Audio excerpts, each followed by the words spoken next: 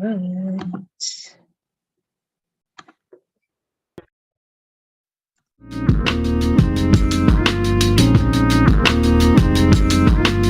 I just wanna be free with my people to prosper and hold it down. Don't you sit and wait, contemplating on a revolution. The time is now. I just wanna be free. I just wanna be free. I just wanna be free. I just wanna be free.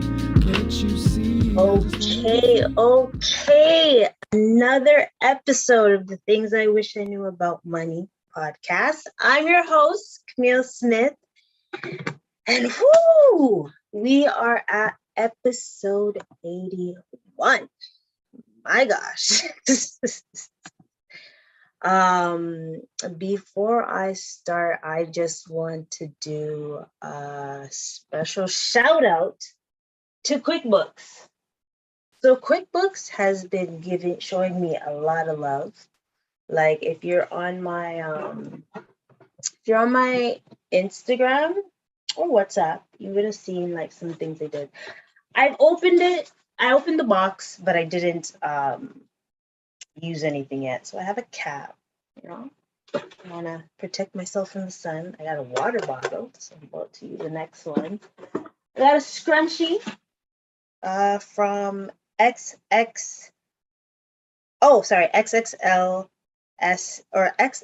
scrunchie, boom, and a pen. And then the other day they gave me popcorn. You know I love popcorn. Gave me a popcorn, a bag, which is pretty dope, and some straight up dark chocolate. So I just wanted to give QuickBooks a shout out. No, I'm not an influencer, or I don't feel like an influencer. I just feel like, I've been paying my dues to QuickBooks for a good while. So the least they could do is give me a little something. Right? But I digress, because I bet you guys are wondering. Oh, hey Rennie, how's it going? I'm pretty sure y'all are wondering, financial trauma. Or are we going to talk about that? Well, how do I start this off? I'm starting this off because one of my dad's friends, not his best friend, but one of his good friends, passed away this week, actually. And I remember that we were talking about it. Just like, I don't really remember him per se, but I remember, like, when we describe him, I remember him. And that's how everyone describes him. I'm not going to blast it on, on social media, but I do want to give my condolences to the family, of course. But it was interesting because the discussion that my dad and I had was, he was like, oh, well, he was rich, and he had 2 houses, and he, just the way he ate was like not what I would do and stuff. And then it just dawned to me that some individuals, when it comes to financial trauma, or it could have been financial trauma that he was experiencing, but it was never like really discussed. So I actually wanted to discuss about that today, because I'm pretty sure anyone that especially is self-aware or even working has dealt with financial trauma. And when I mean financial trauma, it's either like losing a job, parents fighting about money, getting into a car accident, and such things like that. And I will dig deeper into it, but I find it interesting when people don't consider that it's actually financial trauma. So I'm going to dig deeper into it. So back to the story that we said, he was telling me, he's like, yeah, he's rich, but he eats chicken back and all that stuff. And anyone that's like in the Caribbean culture, they know that chicken back is like one of the cheapest things that you can get when it comes to food, right? Or whew, going back to those other days, bully beef. I was thinking of beans and Franks and beans. Oh my gosh, if I had to go back to that, then I know I really have to buckle down and all that stuff, right? But I digress. These are important things that you want to be aware about. And like, if you've dealt with financial trauma, which I feel like 100% people have dealt with financial trauma, is just you want to be mindful of how you deal with it and also how you're able to address it. So before I start, I did ask that question to a couple people and I didn't see any responses, but it's fine because I'm just going to talk about the financial traumas that I dealt with. And I'm pretty sure if you guys have spoke to me or listened to the previous episodes, you know that I kind of go based, like my way of thinking when it comes to money is based on what my parents went through for the most of the time. And, we've been through like doing payday loans, living with my grandma before we got into this house and all that stuff. And that still, whether you're a teenager, adult, or grown adult, that's still financial trauma, right?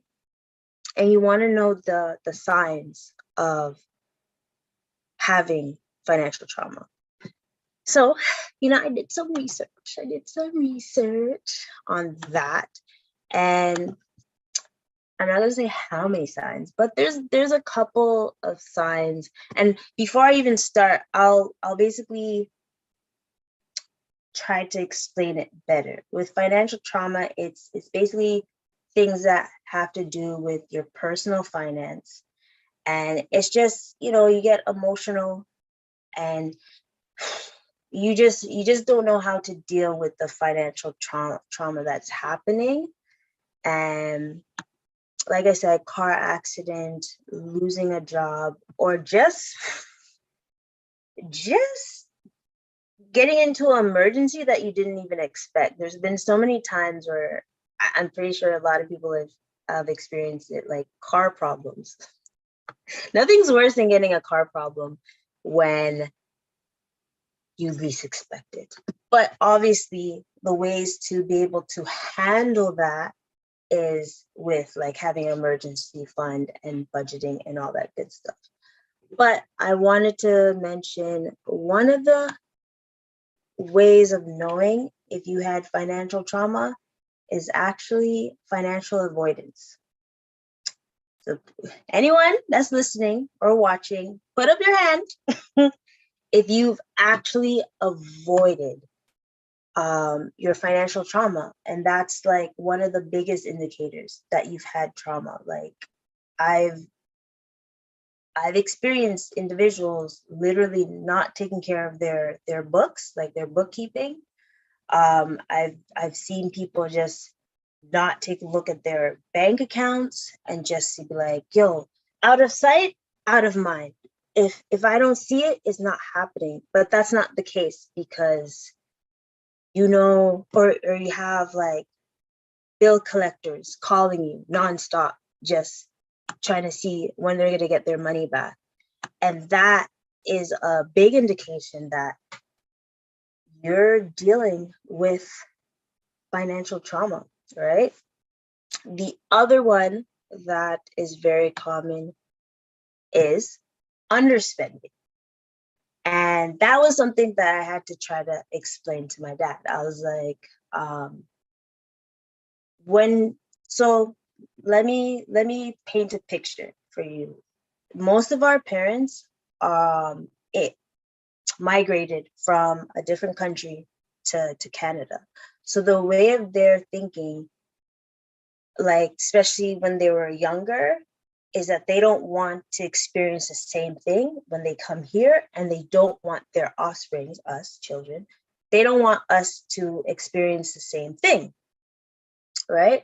So sometimes what they would do is underspend so they're able to keep as much money in their hand as possible, and just keep it just.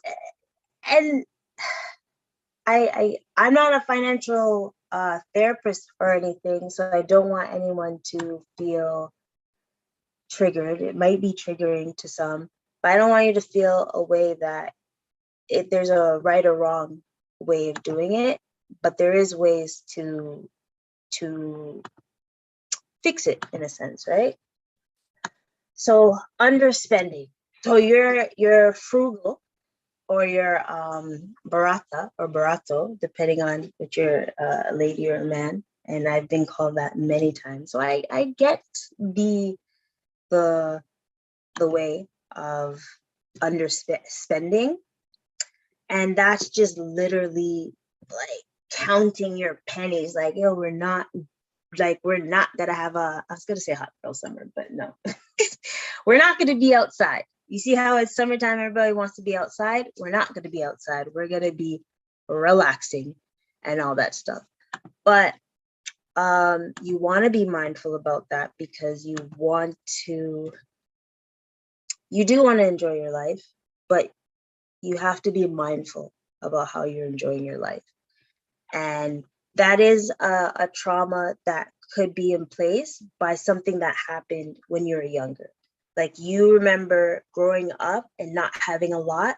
So when you get the opportunity to get the money, you're gonna keep that ish as much as possible. And I don't find that an issue. Like, I understand it, right? I'd be wrong.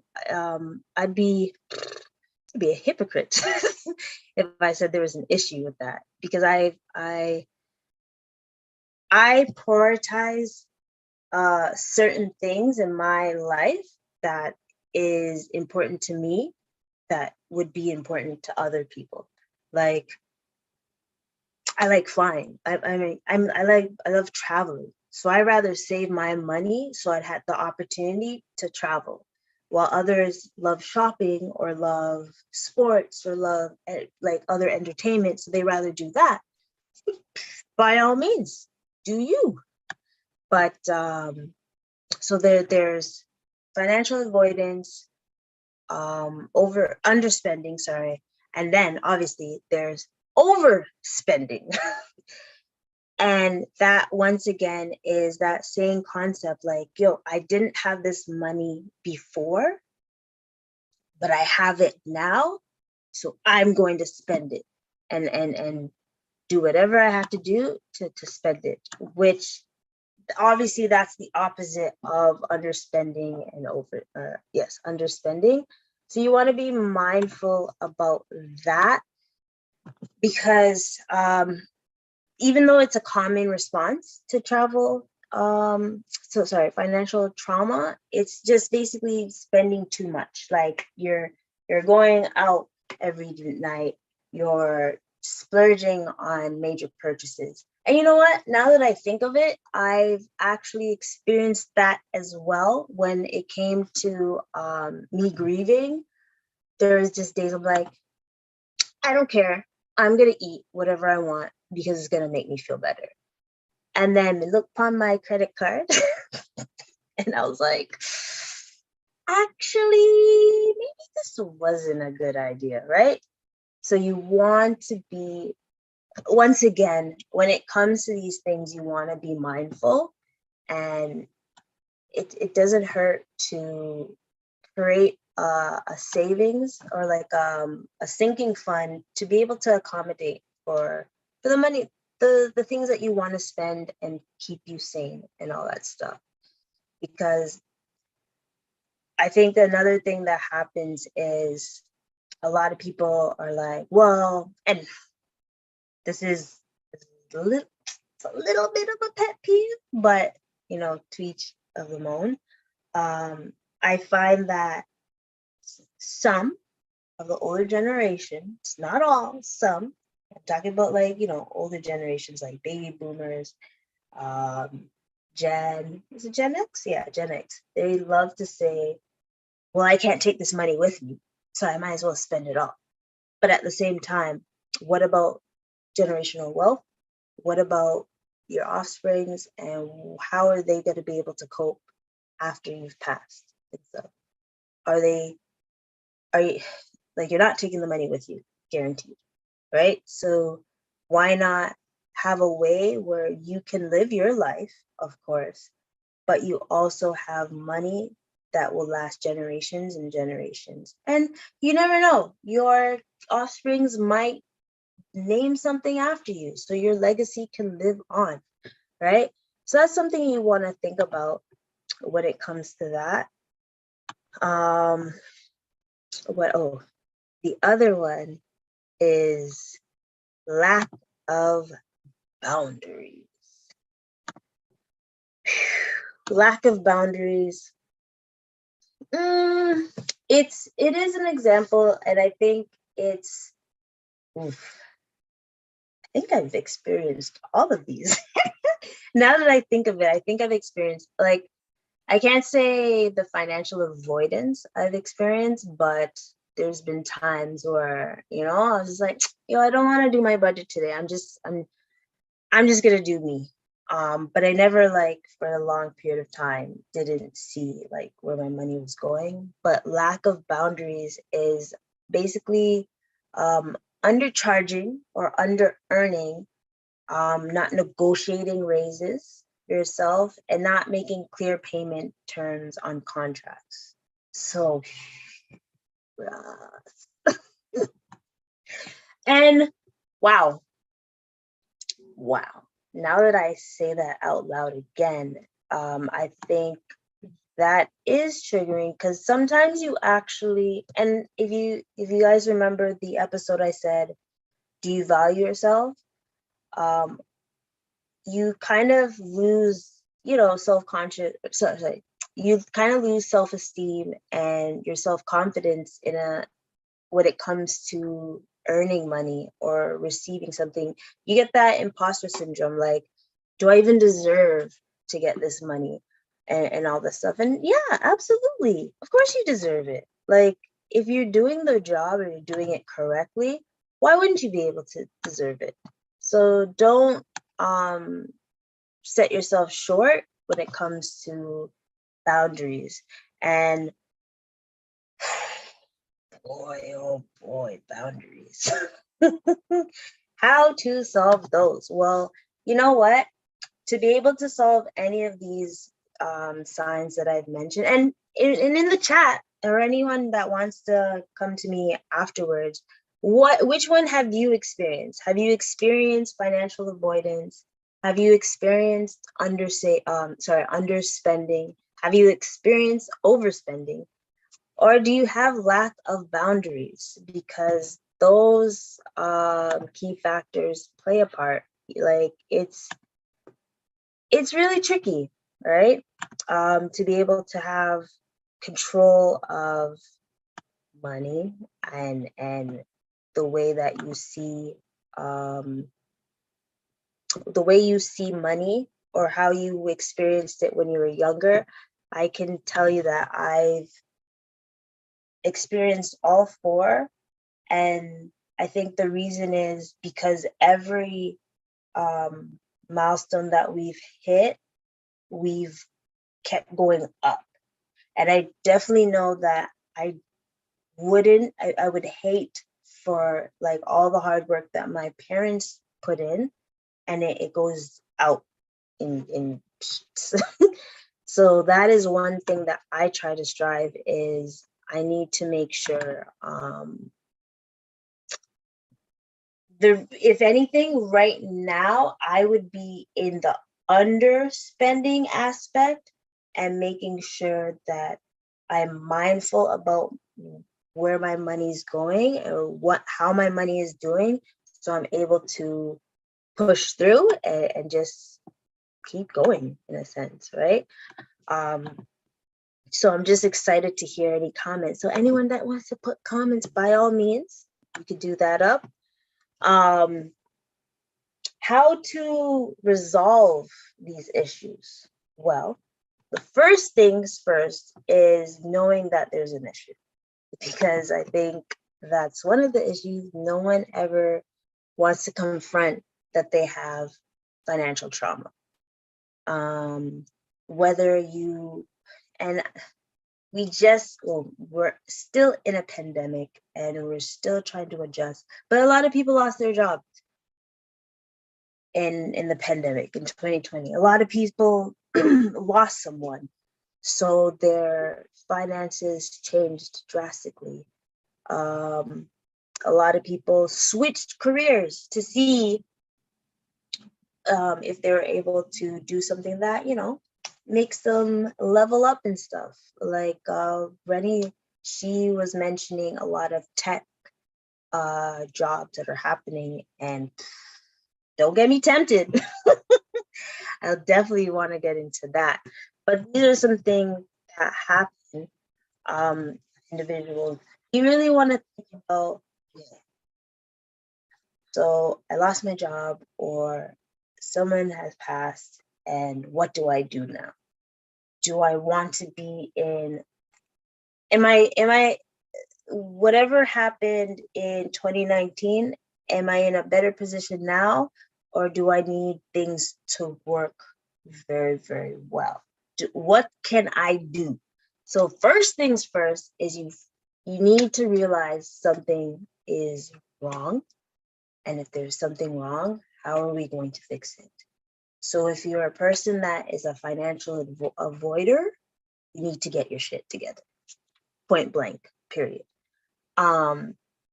You're gonna either have to get a budget to be able to see what's going wrong, to see where the money's going in and out. You need to professional help will do this. Will be wise, because you don't know what you don't know. And if you've been dealing with this financial avoidance trauma for years, you doing it yourself is not going to work, because clearly it hasn't worked in the past and things are in a sticky situation. So why not do something different and get help where you have to pay? Right? So are there people that are willing to help? Yeah. I know there's people that are in poverty, and that's probably a little bit more difficult. So then your focus is seeing how you can get more money coming in, so you're able to manage that financial avoidance, right? Underspending. How do we control that? I mean, I do it all the time. No, I'm joking. Well, no, I am frugal, but it comes to a play where you have to see what's more valuable in your life and how to work with that money or that aspect, and see if there's more valuable things in your life for you to be able to fix, right?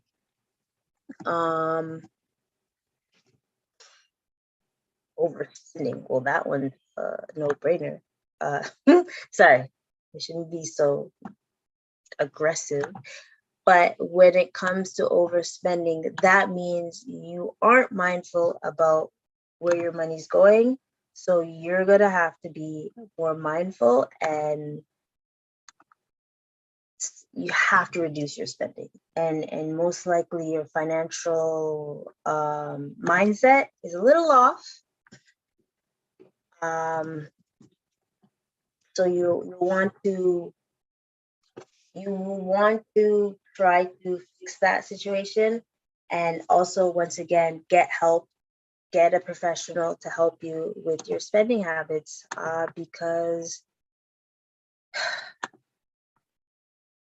when it comes to your money mindset and it comes to your spending habits or your financial behaviors, it's you just aren't mindful about it. You just like, nah, I just want to live my life. I just want to do this, but it actually will put you in a crazy situation, right? And the lack of boundaries.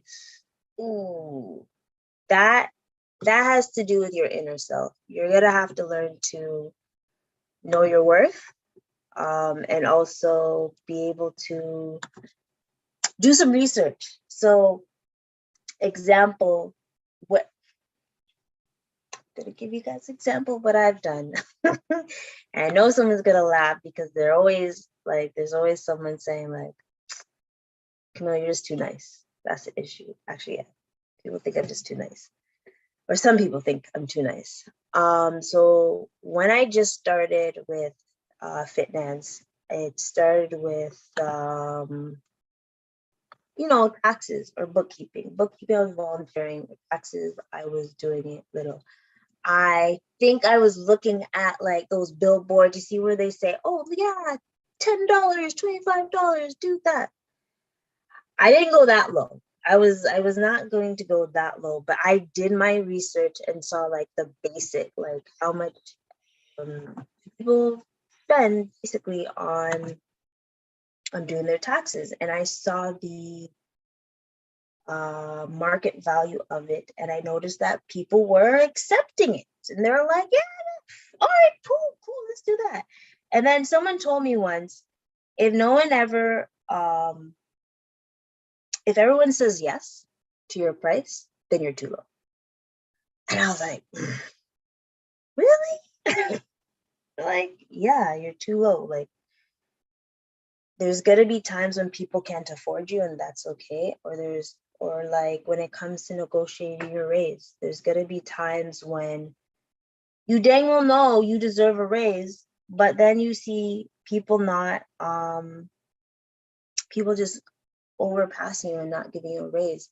And that's why there's been a lot of people as of late that's been taking other jobs and getting more. And by all means, do you, boo?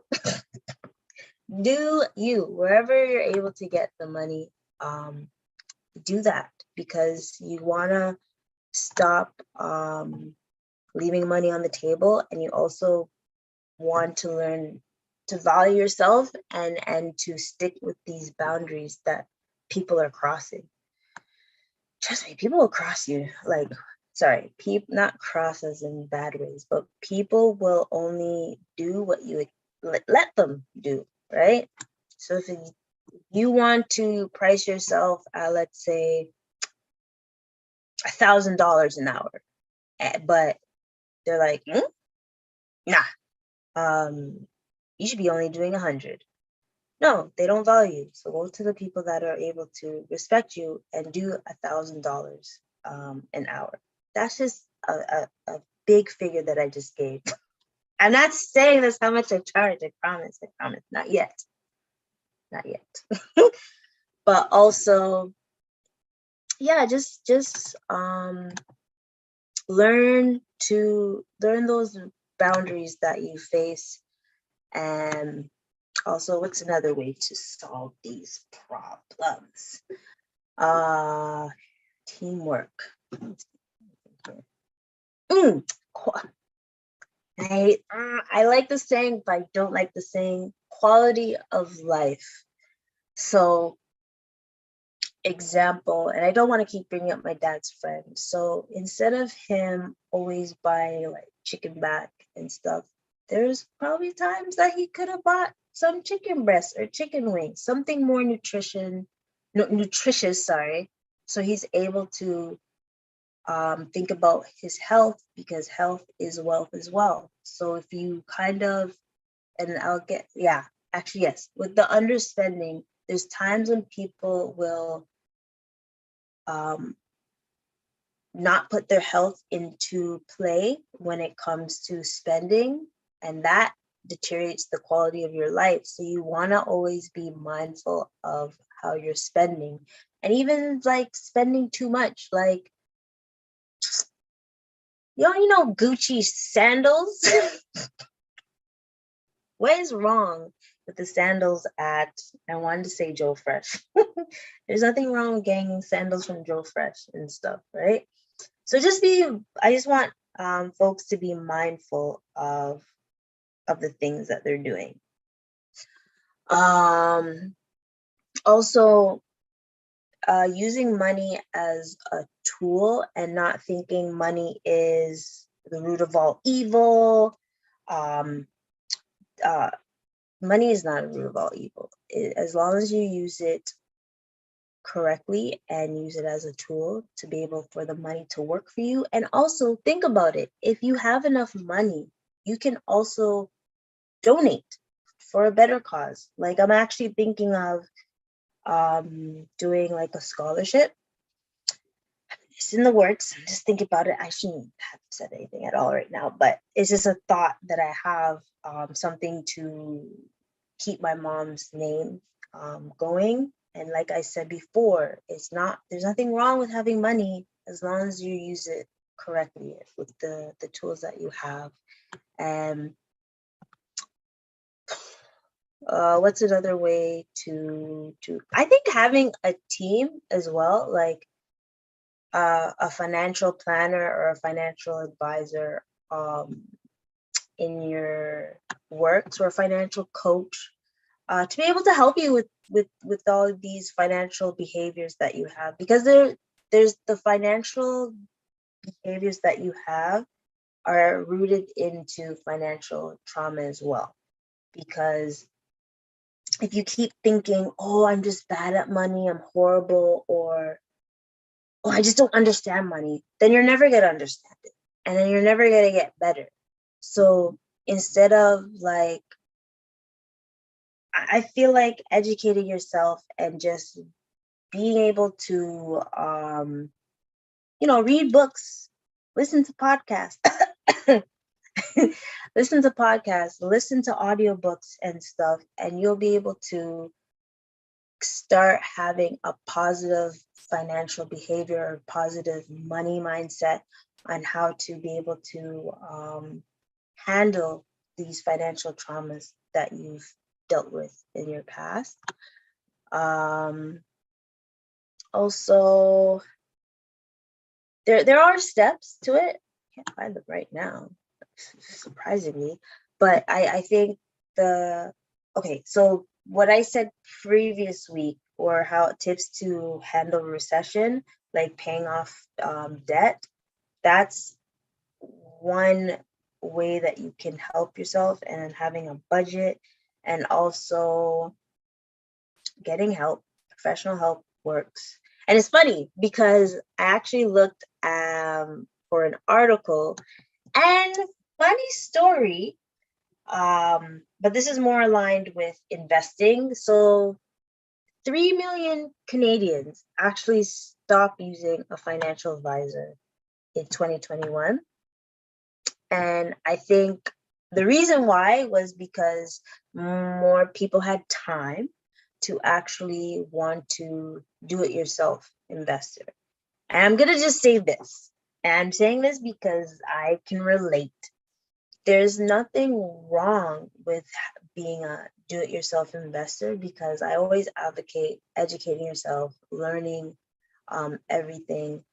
But there's gonna be some things that you don't know unless you're gonna put a whole bunch of work, like hours, like make this like a full time, for you to know like how to pick a stock, or how to see the RSI, or how to see the MACD and the fundamentals or the technical and all that stuff. So there's nothing wrong with, doing it yourself. It's just you want to make sure that you're using the right accounts as well. Because I know some folks that opened up, instead of opening up like a TFSA, they opened a non-registered account, and then they're like, I had to pay interest with my taxes. Why? I was like, yeah, because you didn't put in your tax-free savings.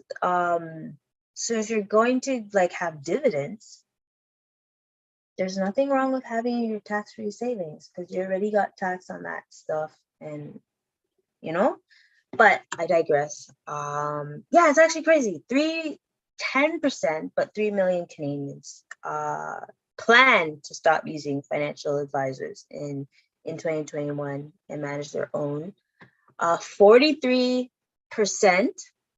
have never used the services of a financial advisor. 15% said maybe they're seriously considering no longer using a financial advisor. 27% said they have no plan to still rely on a service of a financial advisor. And 4% said, I have no plan to stop managing my money. 4% said, no, I plan to stop managing my money myself and hire advisor. But obviously that makes sense with 2021. Is because some people were concerned about the fees, or they probably didn't see money, in a positive return. So that could be a reason.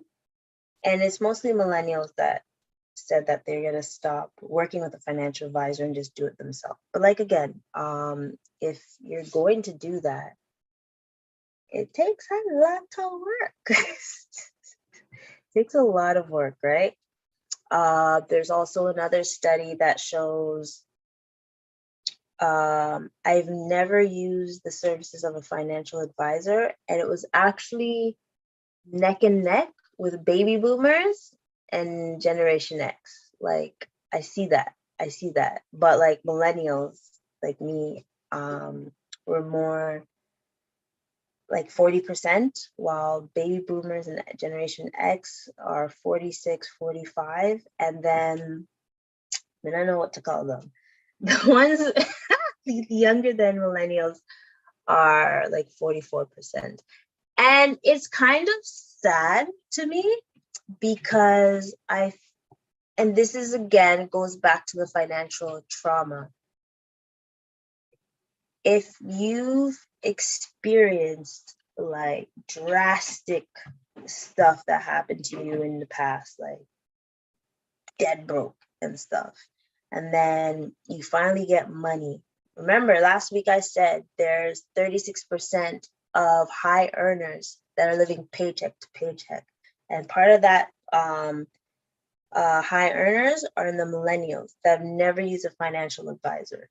So imagine the reason why, and this is my opinion, I'm not giving you advice or anything, this is my opinion, that the possibility is that because they don't have the proper tools to be able to get to the next level, right? So and remember, our parents, some, not all of us, some of our parents didn't know anything about money, didn't discuss about money and all that good stuff. So how are we able to level up or transition into success, or even be able to do investments if you don't get advice from a professional?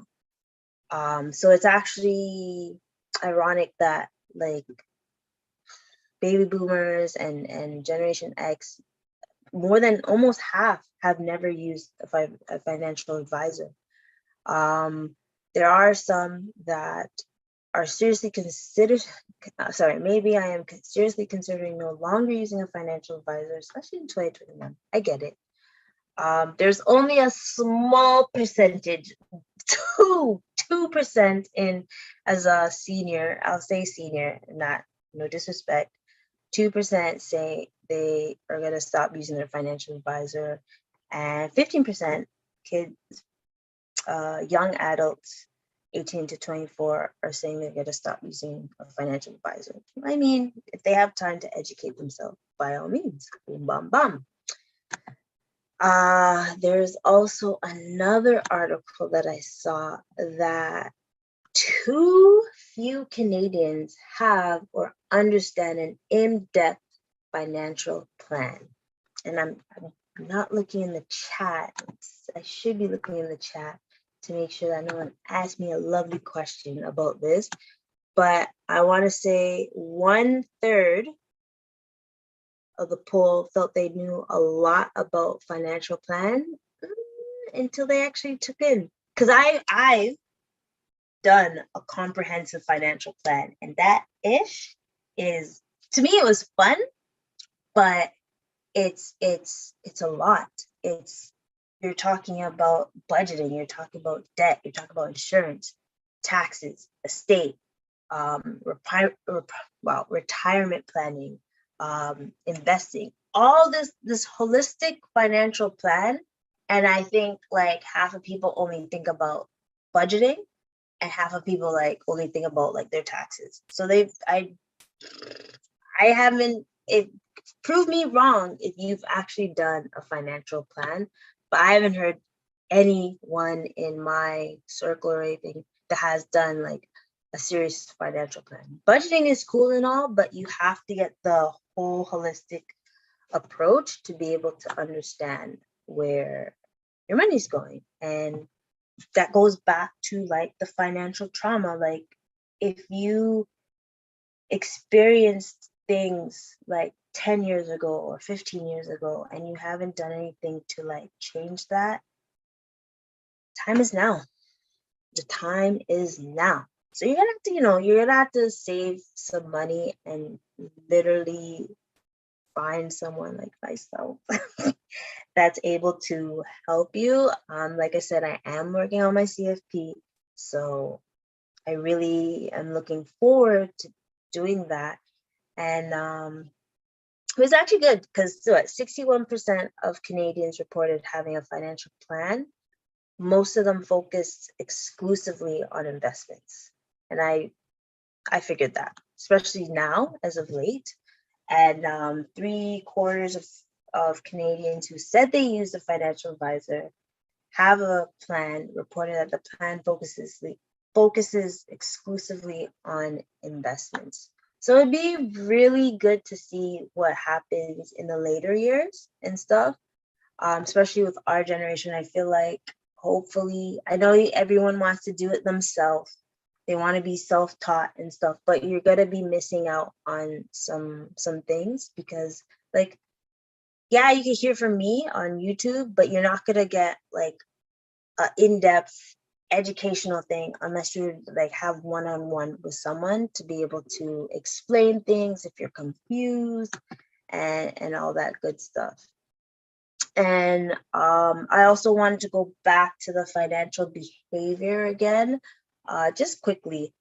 There's some people that when it comes to finances, they use their emotions. I believe I mentioned this before. There's emotions that happen when it comes to money, and I've experienced it, especially in the stock market. Some emotions are anxiety, anger, fear, or excitement. I'm pretty sure there's some people that when you just seen that first paycheck, your first job, your first paycheck, how many of you were so excited with that first, like, wow, this is from my hard working and stuff. And now, or you've reached a milestone, or you've made like 10,000 in a month, or 25,000 in a month, and you're like, whoa, I made this. Geez. So those are excitements. And then you have anxiety when you're living paycheck to paycheck. And I know quite a few people did experience that in the pandemic. So those are type of behavioral things that happen in finance. Mental accounting. And people are like, yeah, I did the math in my head. I think this is how much I have. And when they actually put numbers down, they're like, oh, wow, I actually didn't know that. So that is another behavior. There's herd behavior, which is herd behavior just states that people tend to mimic financial behaviors of the majority of the group, aka GameStop, AMC. What was it? To the moon and beyond, or whatever. And anchoring is just a spending level.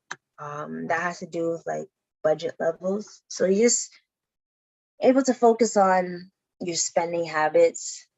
And yeah, the most part that I want to express is when it comes to your financial traumas, try to find out what the root issue is, whether it's from what you learned with your parents or what you witnessed with your parents or grandparents or aunts and uncles. And if it was a healthy relationship with money, then awesome. Then your healthy relationship with money, you probably will do overspending because you just think you're gonna have money at all times. But then sometimes you have to review your budget to see if you're actually having a healthy relationship with money in your aspect. If you didn't have a healthy relationship with money in the past and you don't have it at the moment, then what are we going to do to change that? Because if it didn't work 10 years ago, if it didn't work 20 years ago, it is not going to work 10 years from now or 20 years from now. You're going to just be in a rat race that you don't want to be in. And I would hate, especially people that I know personally, I'd hate to see that and they didn't find a way to ask for help. So in that way, I say find help, whether it's financial coaching, financial advisors, financial planners. Find a way where you can get help. I have many episodes that have helped, or there's my link. I'm gonna put my link in the bio again for you to book an appointment. So let's let's help you get financially fit, and we are stronger together than separate, and you can't do this alone. It's better to have a team so you're able to figure out, you kind of need a different angle of how you deal with your money. And there's nothing wrong with asking for help. There's nothing wrong with asking for help. But on that note, folks, I'm going to wrap up. Make sure you like, subscribe, share it with a friend. I hope I didn't piss off anyone. If you can relate, then let's have a discussion. If you can't, share with someone that can, right? And I'm going to put back this. Sorry.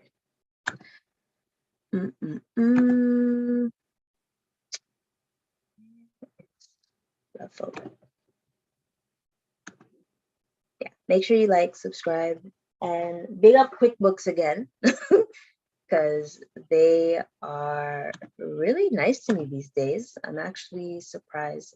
Like, I actually got that surprise. So I'm gonna drink some water today. Make sure you drink your water, H2O. Make sure you save for a rainy day, because you never know when there's gonna be another recession. And if you watched last week's, then you know how to prepare for it and all that good stuff. All right, folks.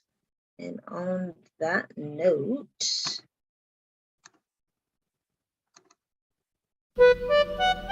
anywhere, God of Fame Music. a ville, flip, floss, money, literacy boss. Flip, floss, money, literacy boss. Flip, floss, money, literacy boss. Flip, floss, anywhere, chop, flip and floss, money, literacy boss.